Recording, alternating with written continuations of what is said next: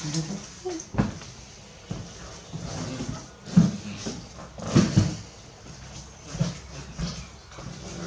I'm going. A good morning and welcome to the Best Practice Guide about Aboriginal and Torres Strait Islanders. And thank you for coming. This presentation will be for approximately 30 to 45 minutes long. Before I start the presentation, there is some safety and general information which I would like to talk to you first about. The toilets are located at the back of the room. The males are on the right, the females on the left, and disability toilets are in the middle. The exit and safety exits are on both sides of the room. On both sides of the room. If there is a emergency, oh wait, I stuffed that one up. Sorry. Come on. I'll start again. Sorry. Won't be long.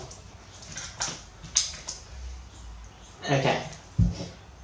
Oh, no, I was doing it right. What the hell? I don't even know where you stopped. You're doing it right. Yeah, whoops. Okay, I'll do it again. Good morning and welcome to the Best Practice Guide presentation about Aboriginals and Torres Strait Islanders. Thank you for coming. This presentation will be approximately 30 to 45 minutes long.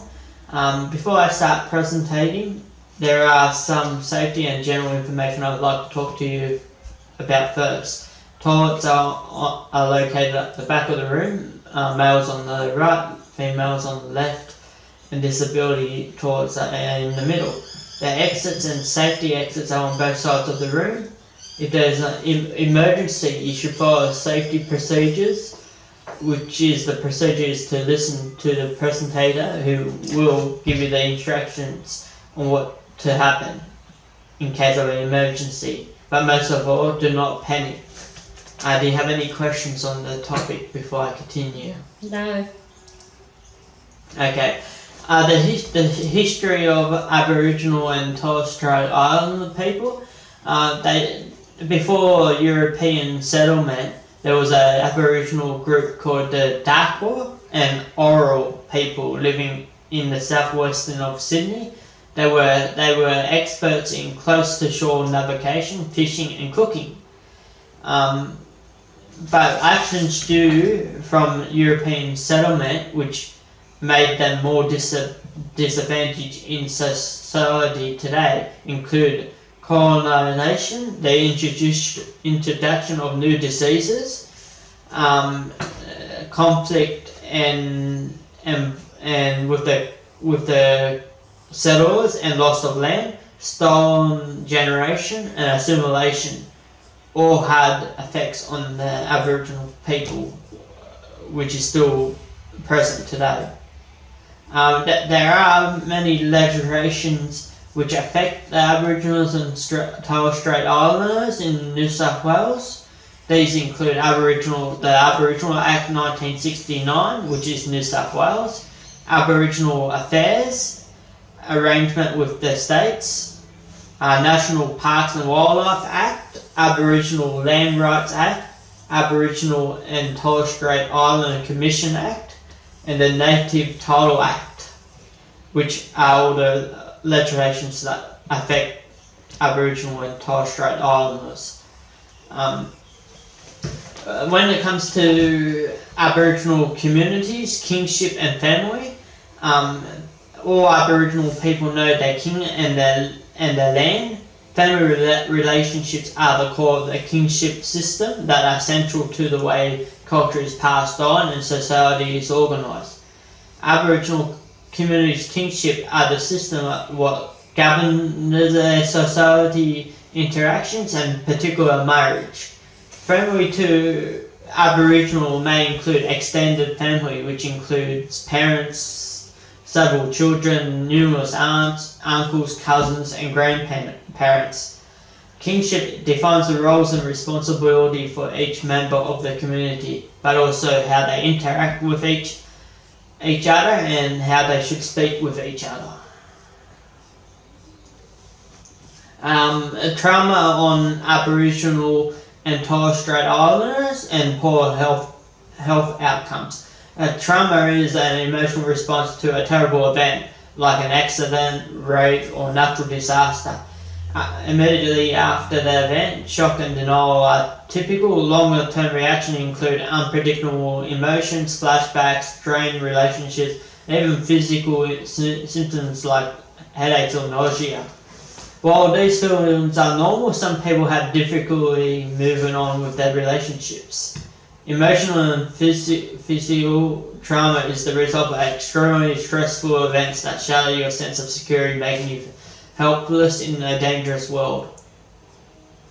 When it comes to decision making, the brain sends signals to all parts of the body, and which keeps the person safe. But when you experience trauma, the signs are being sent all at the same time, even if you are not under threat. And because of this, the brain is too busy to respond to trauma, that other functions of the brain doesn't function and makes poor decisions, which could affect your life and not thinking.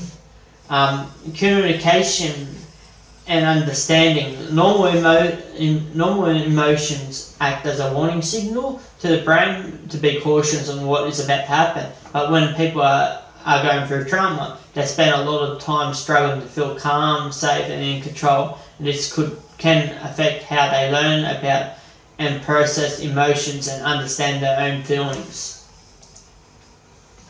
Retaining information.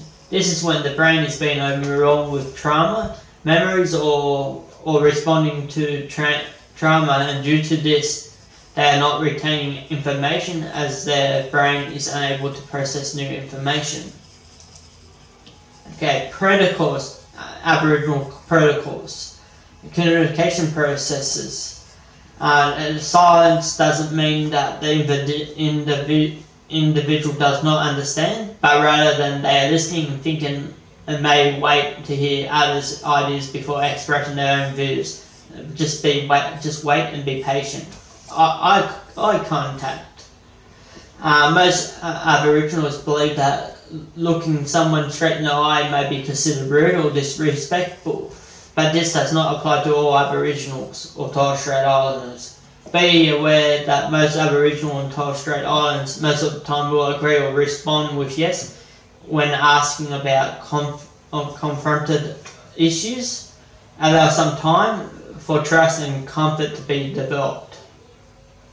Men's and business and women's business. These practices have very strict regulations attached, and penalties for breaking these rules can be severe.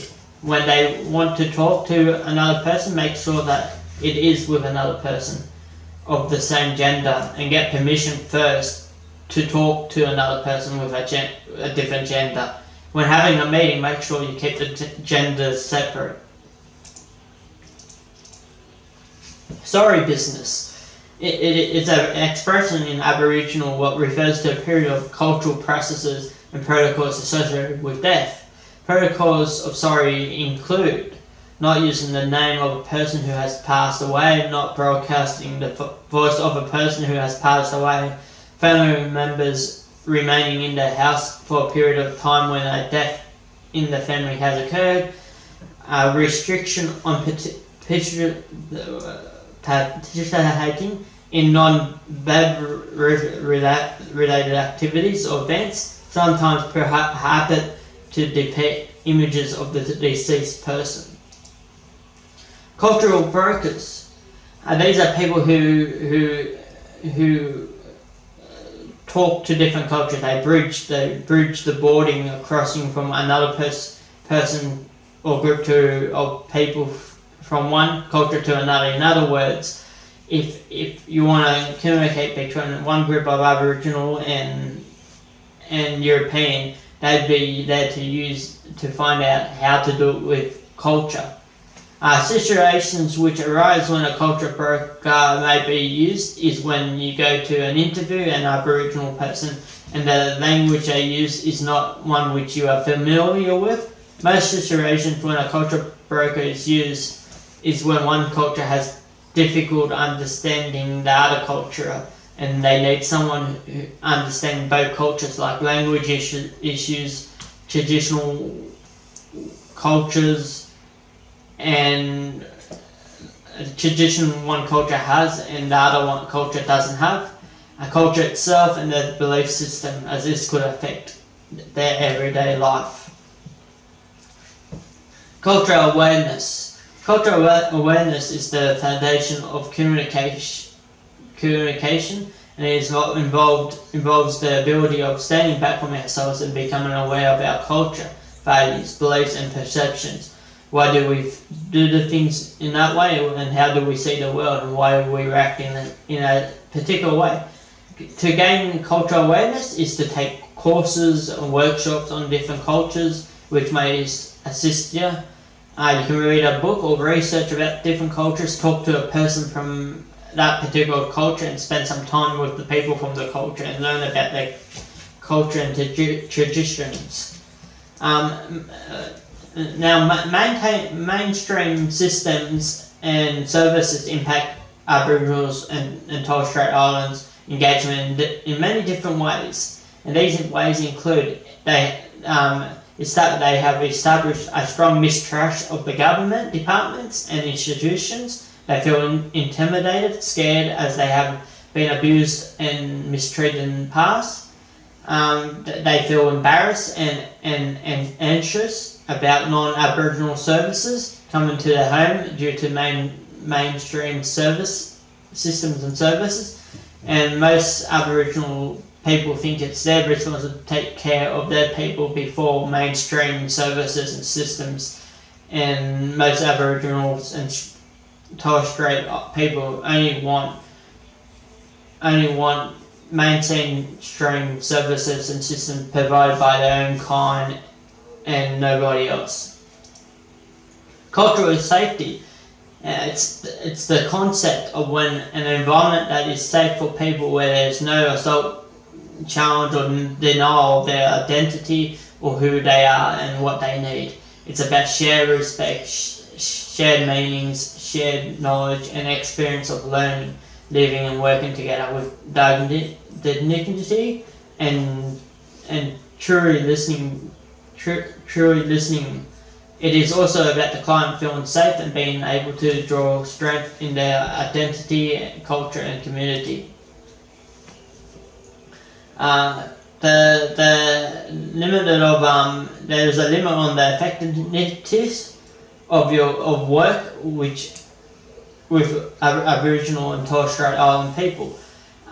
In other words, there's a limit how good you can be due to these reasons. The workers stereotype of the Aboriginal and Torres Strait Islanders can limit it, as you might have heard bad things about them, but it's not all true. Not the majority might not be like it. Beliefs might clash with their beliefs, and this limits effectiveness. As you want to do things your way, but they want things done their way according to their beliefs, so you always be resisting each other as well, and that's also why it limits. There is diversity in Aboriginal and Torres Strait cultures. Differences in culture include the place of origins, the language, and the belief systems. The similarities are that they have both strong connections to the land, their environment, their beliefs are connected to the earth and land, but they also use it to hunt and provide for themselves. They also focus on their family, and family plays a very important part of their life and culture, and that's the similarities. Incorporating cultural safety into processes, framework, and this can be done by self-reflection, as you can reflect on how you do things during the day and compare them to the organisation framework. Supervision, allows you to develop professional skills, discuss issues they might be experiencing in the practice and receive feedback.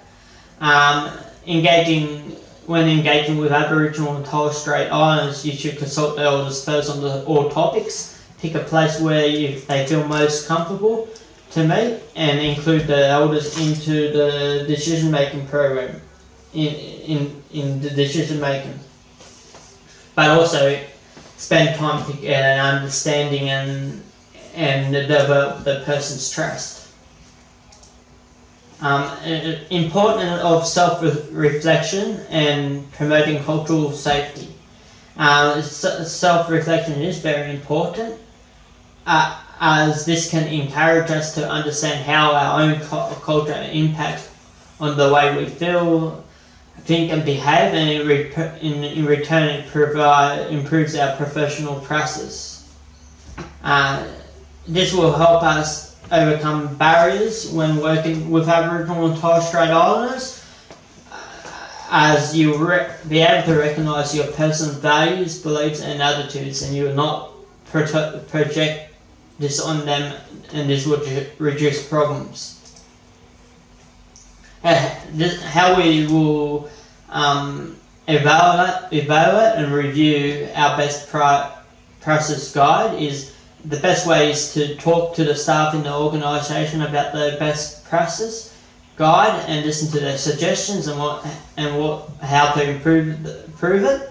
Leave a suggestion box for people.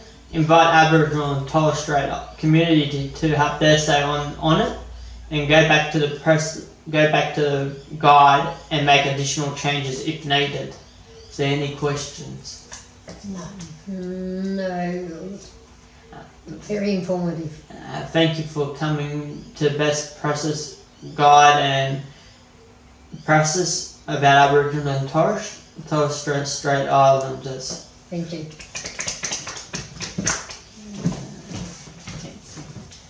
I suppose we'd better go. You get Chinese now. I've got one more, and that's it.